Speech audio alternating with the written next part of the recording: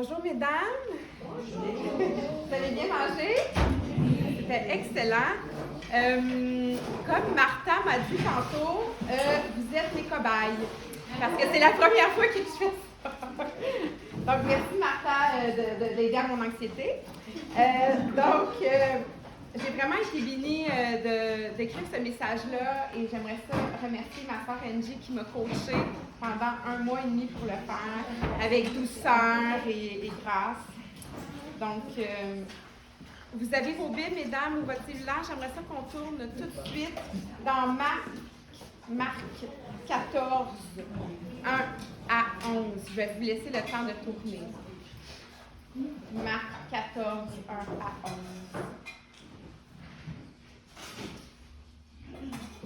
C'est bien? Mais avant de nous plonger dans notre texte, j'aimerais ça qu'on se propulse, fermer les yeux, en 1609. C'est loin. L'Église de l'époque, l'Église catholique de l'époque, avait vraiment mis sur tout ce qui était scientifique. Pas mal tous les aspects de la vie, en fait. Mais elle questionnait souvent les recherches des scientifiques et allait faire des procès aux scientifiques et allait les mettre en prison.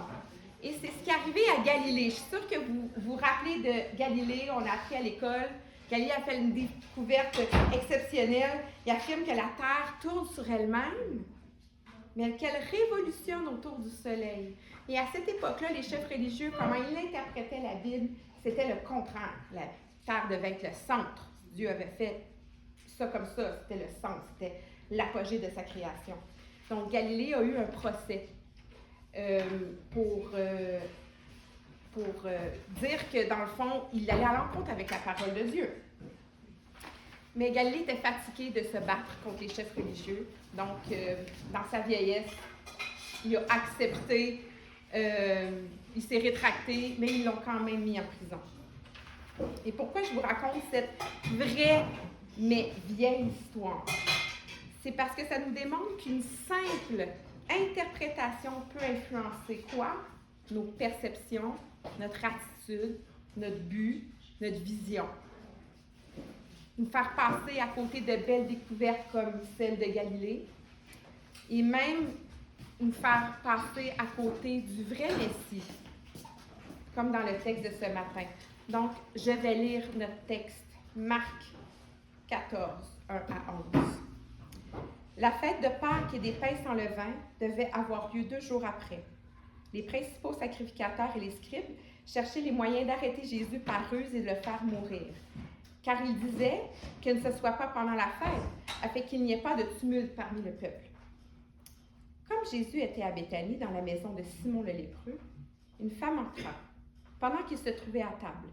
Elle tenait un vase d'albâtre qui renfermait un parfum de nard pur de grand prix. Et, ayant rompu le vase, elle répandit le parfum sur la tête de Jésus. Quelques-uns exprimèrent entre eux leur indignation. À quoi bon perdre ce parfum? On aurait pu le vendre plus de 300 deniers et les donner aux pauvres.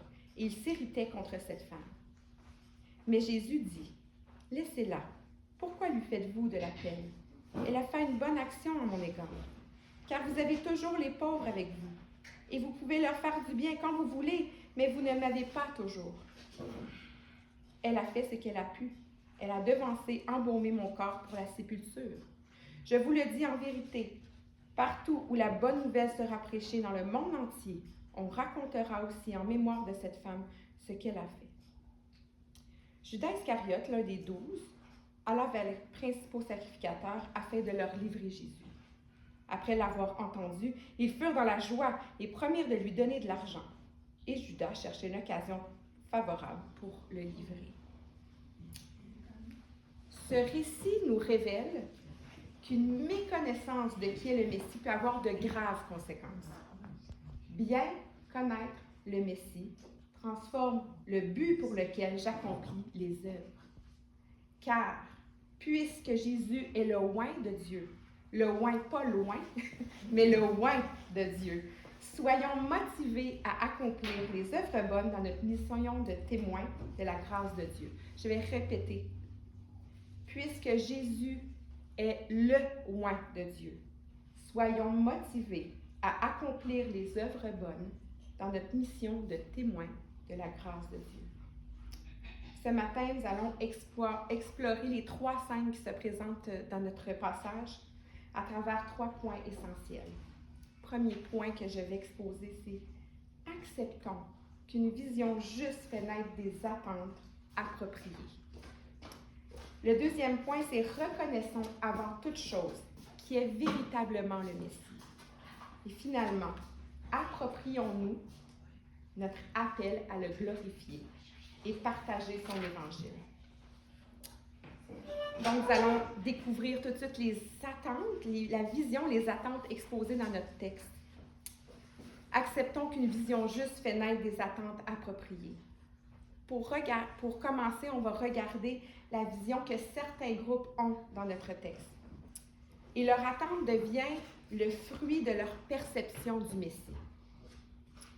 Notre récit biblique commence avant Pâques, avant la fête des pains sans levain. Nous sommes à la fin du ministère de Jésus sur terre. Il y a déjà un bon bout de temps que les chefs religieux sont exaspérés par les enseignements de Jésus. Ils veulent le faire tuer. Ces chefs religieux ne reconnaissent pas Jésus comme le Messie. Pourquoi? Pourtant, Jésus fait des miracles. Il fait des guérisons. Il délivre des mauvais esprits. Il fait des bonnes œuvres. Appelle même à la repentance. Jésus dévoile même les cœurs. Ils ont leur propre interprétation des prophéties messianiques que nous voyons dans l'Ancien Testament, qui ressemblent parfois aux récits victorieux de héros de guerre. Pour les chefs religieux, Jésus n'incarne pas le Messie qu'ils ont appris et qu'ils espèrent. Leur communauté est asservie par les Romains. Ils espèrent depuis des décennies une libération, retrouver leur terre, leur richesse, leur liberté. Mais la haine orgueilleuse des chefs religieux est nourrie par une mauvaise vision du Messie et ils veulent le faire mourir. Plus loin dans notre texte, nous voyons des gens réagir fortement pendant ce repas face à l'action de la femme. Parmi eux se trouvent les disciples. C'est ce qu'on voit dans les autres évangiles.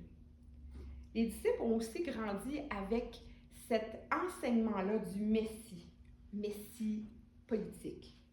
Tout le long de l'évangile de Marc, nous pouvons apercevoir leur incompréhension face au discours de Jésus, qu'il va mourir, qu'il va ressusciter, qu'il va souffrir. Ça fait aucun sens. Jésus ne correspond pas à leur vision du Messie, ce qui les rend perplexes et dans l'incompréhension. Je vous invite à lire le début de notre texte. La fête de Pâques et des pains sans levain devait avoir lieu 2 jours après. Les principaux sacrificateurs et les scribes cherchaient les moyens d'arrêter Jésus par ruse et de le faire mourir, car ils disaient que ce ne soit pas pendant la fête, afin qu'il n'y ait pas de tumulte parmi le peuple. Judas Iscariote, l'un des 12, là je lis la fin, Judas Iscariote, l'un des 12, allait vers les principaux sacrificateurs afin de leur livrer Jésus. Après l'avoir entendu, ils furent dans la joie et promirent de lui donner de l'argent. Et Judas cherchait une occasion favorable pour le livrer. Donc, c'est le début et la fin de notre texte ici. À la fin de notre texte, il y a un personnage qui se rajoute, c'est Judas. Et Judas incarne le moyen que les chefs religieux vont utiliser pour pouvoir avoir Jésus et pouvoir enfin le tuer. Judas aussi a reçu le même enseignement que les disciples. Mais son incompréhension le mène, lui, à rejeter complètement Jésus. Il doit croire que son espérance qu'il a mis en Jésus lui a fait perdre son temps. Judas aussi, je ne sais pas si vous vous souvenez, dans les autres évangiles, il est décrit comme un voleur. Judas a l'appât du gain au fond de son cœur. Je ne sais pas si c'est vraiment le gaspillage qui l'a choqué du parfum que la femme a répandu sur Jésus, ou plutôt le fait qu'il aurait pu en retirer un peu de cet argent, de cette vente-là. Ce qui le choque, c'est est-ce vraiment le gaspillage? Moi, je pense que c'est un mélange d'appât du gain, un mélange d'appât du gain et de déception. Donc, à ce moment-là, il a dû voir une bonne occasion de gagner de l'argent en vendant Jésus aux chefs religieux. La fausse vision du Messie que Judas avait l'a poussé à vendre Jésus. Voici la vision du Messie de l'époque, un Messie guerrier. Et Jésus ne collait pas à cette image. Mais qu'en est-il de nous en 2025? Qu'est-ce qui pourrait influencer notre vision d'un sauveur? Aujourd'hui, dans nos films, nous avons un bon exemple d'une vision d'un sauveur. Tous les films que les adolescents aiment, les films de super-héros, où tu vois le super-héros délivrer la société du mal, pour faire une société plus confortable, une société où règne la justice, la paix, où règne l'équité. En 2025, plusieurs choses peuvent motiver les gens à se lever le matin pour travailler. Par exemple, rendre leur vie plus confortable, faire des voyages, assurer les autres études à venir de leur enfant, ou plutôt vraiment de base, pouvoir subvenir aux besoins essentiels de leur famille. Un toit où dormir, la nourriture sur la table, des vêtements chauds pour notre froid hiver. La vision d'un super-héros est rassurante dans notre quotidien. Et nous avons même tendance à l'importer dans la sphère politique. Nous avons tendance à attendre le politicien par excellence, selon nos critères, qui fera de notre monde un monde meilleur. Nous pouvons être, par exemple, encouragés, découragés de la démission de M. Trudeau, ou bien placer tous nos espoirs en M. Poilievre ou autres candidats potentiels. Notre monde est influencé par cette vision déformée d'un sauveur. C'est un sauveur du quotidien qui se limite à notre vie terrestre, sans plus. L'être humain a ce besoin intense, jamais assouvi, de voir apparaître dans leur vie un héros, plaider leur cause, les aimer, prendre soin d'eux. Nous recherchons tous une porte de salut, un jour ou l'autre. Le chrétien a aussi tendance à se camper fermement à une fausse vision du Messie. Pour l'humain de 2025, sa vision du Sauveur déforme sa vision du but de la vie et le pousse à rechercher le confort, le bien-être, la sécurité, la justice. Posons-nous la question maintenant. Pour nous, donc, Christ est le Sauveur. Sommes-nous influencés par cette vision confortable du Sauveur? Nous allons avoir le temps de réfléchir, entre autres, sur cette question-là dans les petits groupes après le message. Mais sans, nous ne sommes pas au-dessus de tout ça. Malheureusement, nous pouvons avoir une vision juste assez déformée de notre Messie, ce qui va déformer nos attentes. Donc, qu'est-ce que je m'attends, moi, de Jésus? Le peuple juif recherchait un Messie politique qui renverserait le régime romain. Moi, je peux avoir une vision de Jésus comme celui qui purifie mon cœur en vue de mon bien-être. Je deviens alors le centre. Il m'a délivré du péché pour mon bien-être. Comme les super-héros le feraient, je passe avant tout, comme cette philosophie populaire sur les réseaux sociaux, de s'aimer en premier, de prendre soin de soi en premier, de se faire passer en premier.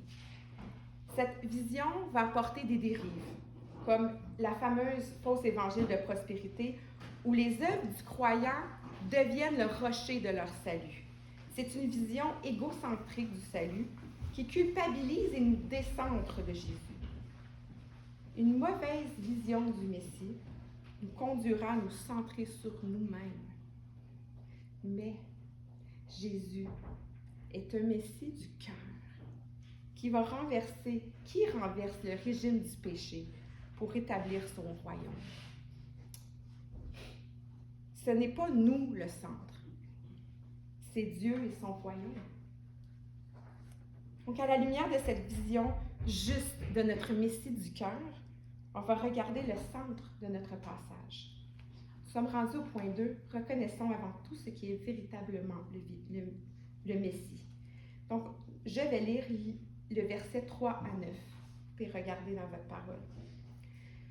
Comme Jésus était à Béthanie dans la maison de Simon le lépreux, une femme entra, pendant qu'il se trouvait à table. Elle tenait un vase d'albâtre qui renfermait un parfum de nard pur de grand prix, et ayant rompu le vase, elle répandit le parfum sur la tête de Jésus. Quelques-uns exprimèrent entre eux leur indignation. À quoi bon perdre ce parfum? On aurait pu le vendre plus de 300 deniers et les donner aux pauvres. Et ils s'irritaient contre cette femme. Mais Jésus dit, laissez-la. Pourquoi lui faites-vous de la peine? Elle a fait une bonne action à mon égard, car vous avez toujours les pauvres avec vous, et vous pouvez leur faire du bien quand vous voulez, mais vous ne m'avez pas toujours. Elle a fait ce qu'elle a pu. Elle a d'avance embaumé mon corps pour la sépulture. Je vous le dis en vérité, partout où la bonne nouvelle sera prêchée dans le monde entier, on racontera aussi en mémoire de cette femme ce qu'elle a fait.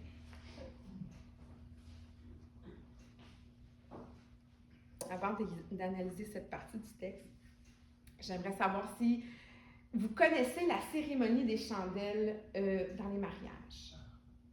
Cette cérémonie-là, ça consiste à deux mariés. Les deux mariés ont une chandelle entre les mains.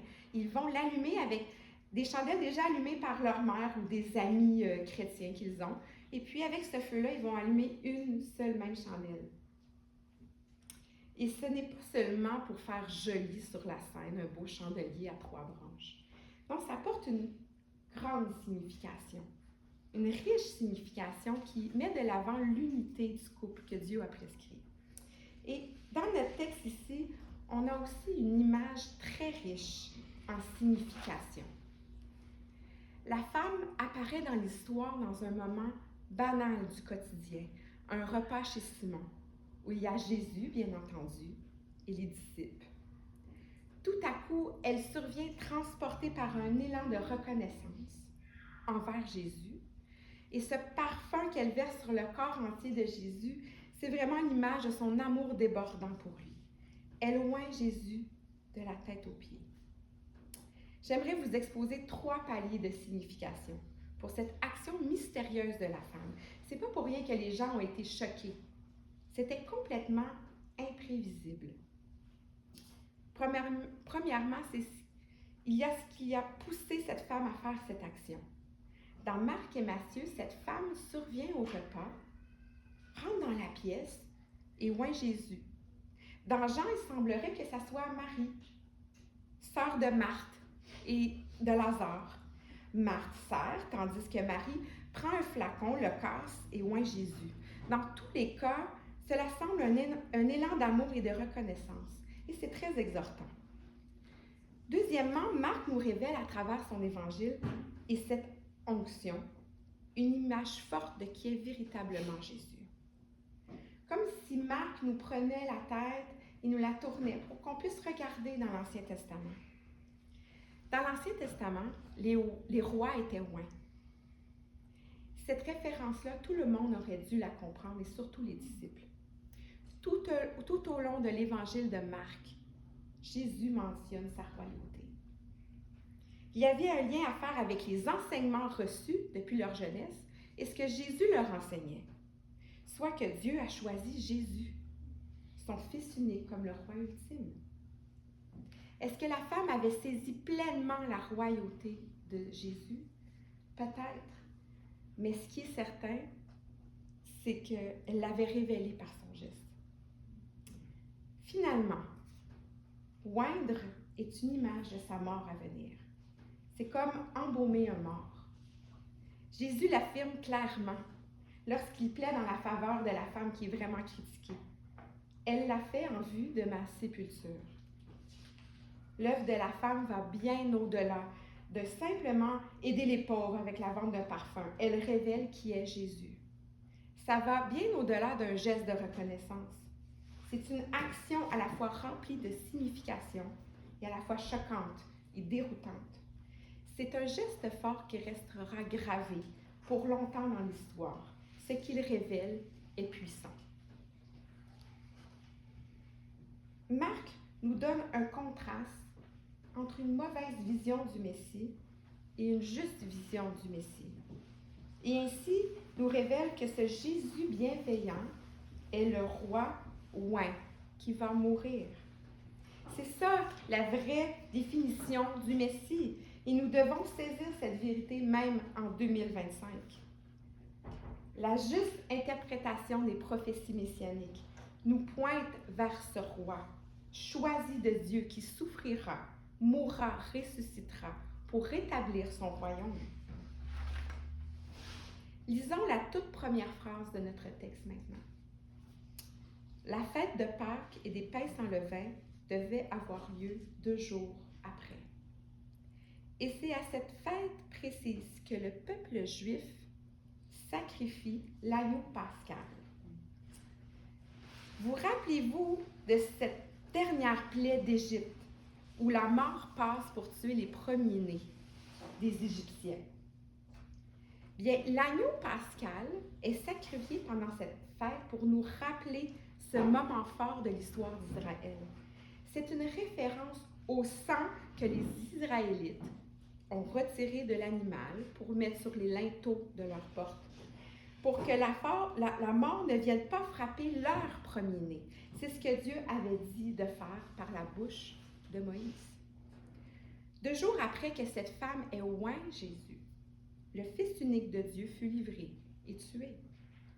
Marc nous introduit à l'agneau pascal, dès la première ligne de notre texte, pour nous faire entrevoir ce qu'il doit arriver à Jésus, le Messie, le roi. Il fait appel aux connaissances des Juifs, de ceux qui lisent son récit, et leur pointe que Christ est l'unique sacrifice qui ôte le péché du monde, une fois pour toutes.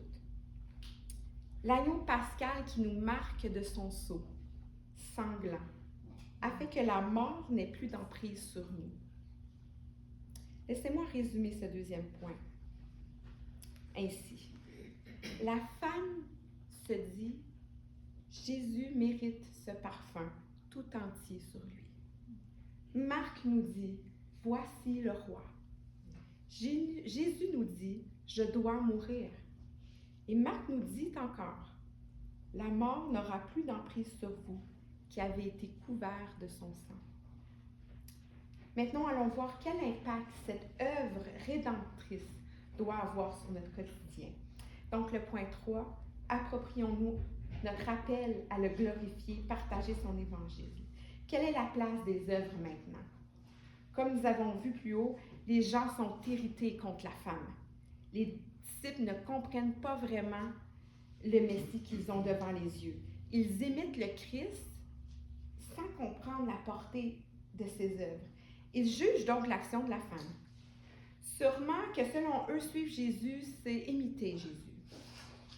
Ça ne consiste juste à faire des bonnes œuvres. Ils assistent à un gaspillage d'un parfum qui vaut très cher, 1 année de salaire pour un ouvrier environ. Il est versé comme ça, complet sur Jésus. Ça coule par terre, ça sent fort. C'est peut-être à la limite désagréable, tout de moins c'est choquant. Ils sont choqués. Et loin de moi de les mépriser. La scène est irréelle et les propos de Jésus le sont encore plus.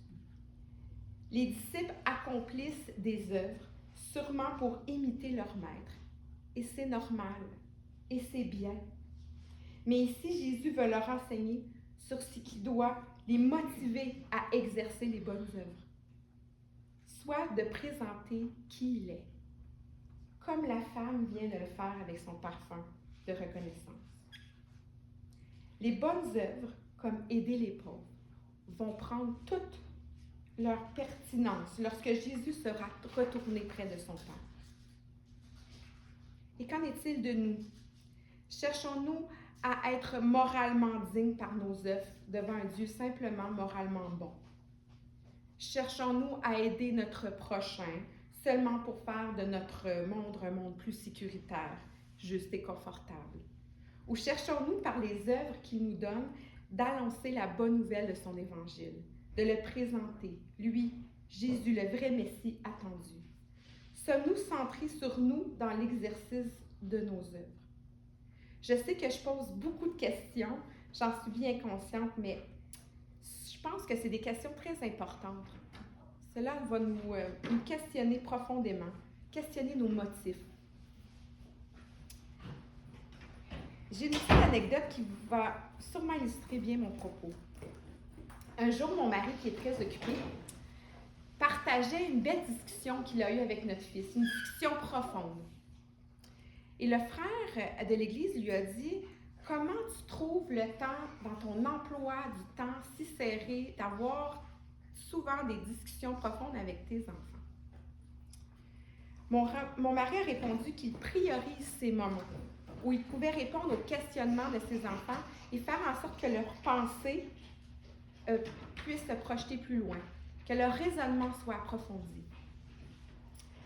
Si vous venez chez moi en été, mon amie Huguette va le savoir, mon terrain, c'est pas un beau terrain d'été. Il y a beaucoup de mauvaises herbes et beaucoup de gros objets bons à la poubelle se retrouvent à côté de la maison. Et sans blague, notre sapin de Noël naturel s'est déjà retrouvé jusqu'en juillet à côté de la maison, tout orange. Je ne vous le conseille pas. Ce qui magnifie et proclame et glorifie le Seigneur, c'est que mon mari prenne le temps dans les relations avec ses enfants avant d'avoir un devant de maison présentable. Je ne dis pas qu'avoir un devant de maison présentable est l'indice que tes relations avec tes enfants sont négligées. Si avoir les deux pour vous, c'est possible, gloire à Dieu. Ce que je dis, c'est que magnifier le Seigneur à travers nos œuvres va épurer nos motifs, va épurer nos choix du quotidien. Ça va changer notre agenda. Il va changer notre agenda. Chers sœurs, nous sommes appelés à faire comme la femme au travers nos œuvres bonnes. Nous devons présenter Christ, ce Messie, ce roi souffrant, mort pour nous délivrer, et nous devons le présenter à travers nos actions, nos paroles. Nous n'allons plus retrouver Jésus assis à une table à un repas et pouvoir l'oindre pour démontrer qui il est. Ce sont nos œuvres qui démontrent qui est Jésus, seulement si nous les pratiquions dans cette optique.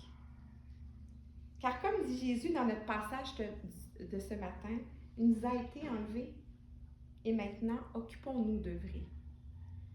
Si mes œuvres ne sont que pour me démarquer socialement et moralement, pour faire apparaître que nous sommes pieuses, quand viendra la persécution, est-ce que nous allons vouloir encore nous démarquer?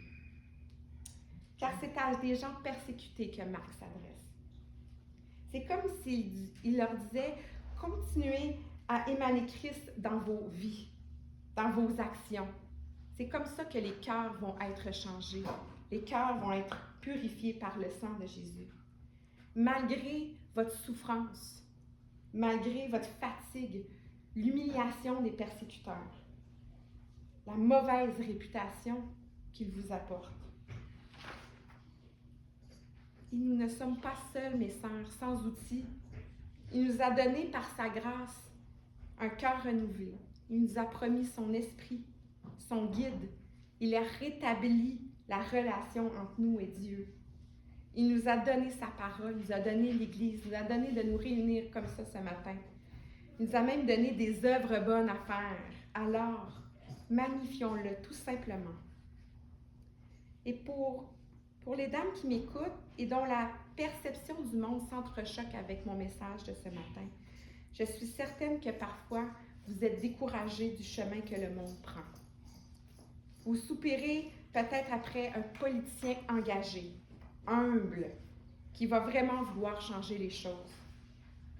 Mais à la lumière de Marc et du passage que nous avons médité ce matin, je peux vous dire sans l'ombre d'un doute que ce n'est pas un super politicien, super héros que nous avons besoin, que le monde a besoin. C'est du Messie, c'est Jésus-Christ, c'est Dieu. Ça sera toujours le point de départ de tout changement. Le but de la vie, c'est d'avoir une relation avec son Dieu et de proclamer qui il est, afin que plusieurs viennent à lui, le connaître. Dieu est la solution à notre cœur accablé par le péché.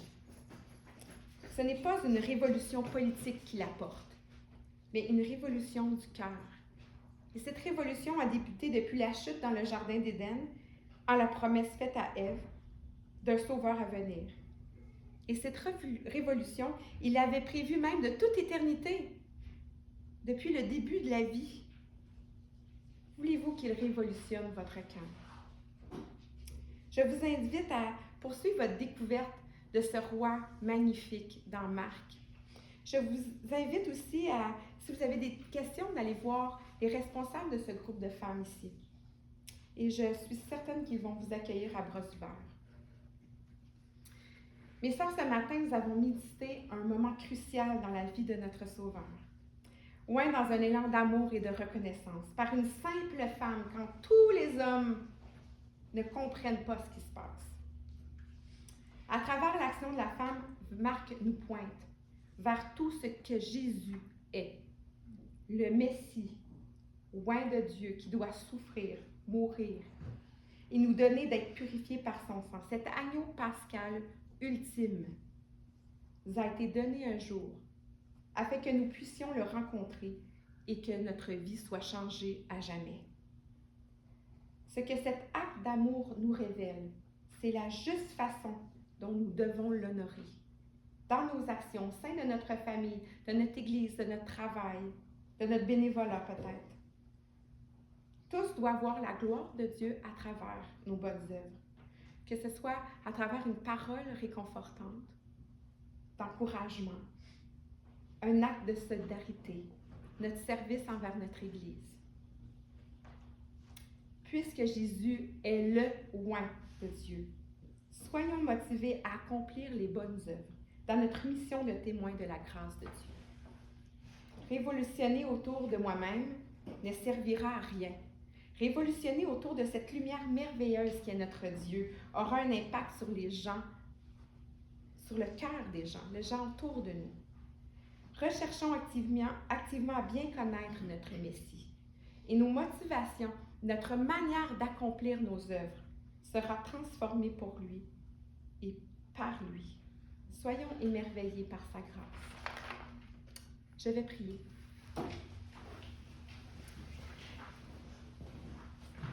Seigneur, quel plan merveilleux tu as conçu pour nous délivrer.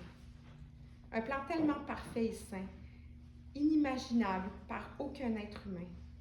Je te loue, Seigneur, pour cet amour extraordinaire que tu as déployé pour nous à la croix. Seigneur, aide-nous à te contempler pleinement à travers ta parole et dans nos moments de prière et de louange.